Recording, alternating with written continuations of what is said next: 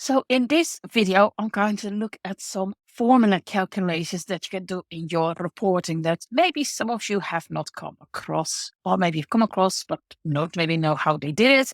So in this case, what my customer asked for is you see here a matrix whereby I see per month the different stages and how many records I have in each stage.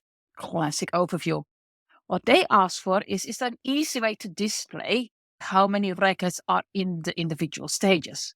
And they wanted the calculation to be done on a row level, so they could easily compare the different ones.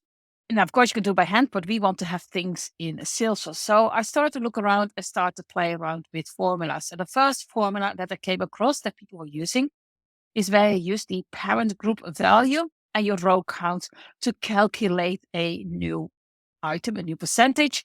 And in this case, the first calculation I did was on my column grant summary and on my row grant summary. And if I apply it, and if I then say save and run, what you can see, yes, I have here a percentage in there. What it doesn't calculate exactly what I want. In this case, it looks at all the records that I have and does that percentage as the total. So in this case, it does do 2 divided by 32. Nice to have, and probably something that might be useful in other reporting or a future reporting. But my clients very specifically ask, okay, I want to see that per month. So I want to divide 2 by 7.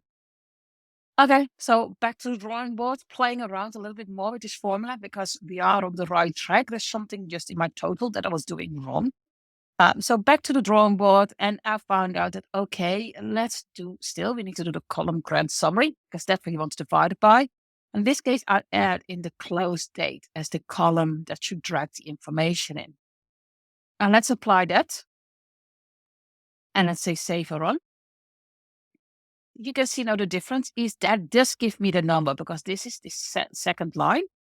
It does sort of 28% and 71%. So yeah, that's around 100% because it does 2 divided by 7.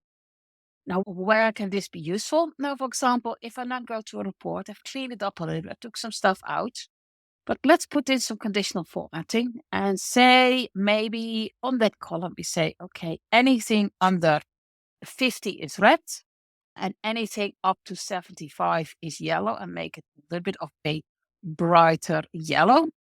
And then everything over 75, let's make that a nice bright green. Then say done and say apply. Imagine if you see this as a business and maybe you want to track and you expect certain percentages. And so you can start to see, okay, how am I doing? You want to see that moving around for the month. So you can make it far more granular than I just did. But imagine playing around with that. I think this is a really useful formula. And to be honest, I've never seen it before, to be quite some digging around to find it. Hopefully you find this little video useful. Let me know in the comments if you think, oh, I've seen this before or I've not seen it before, what you think about this.